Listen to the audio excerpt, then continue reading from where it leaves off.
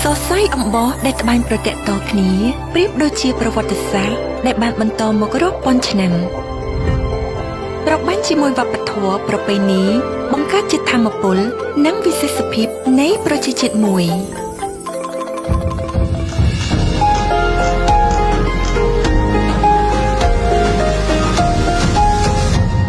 ដូចជាសំឡេងនៃចង្វាក់បេះដូងដែលលោតរំដំរួមគ្នា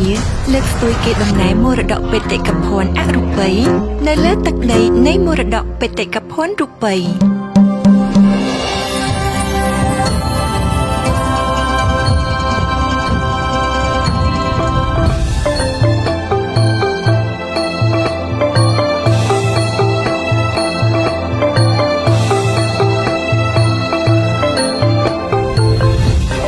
អង្គរសង្ក្រាន្តរងចាំស្វាគមន៍លោកអ្នកនៅលើទឹកដីសៀមរាបអង្គរជាមួយស្នាមញញឹមសាទរសង្ក្រាន្តឆ្នាំថ្មី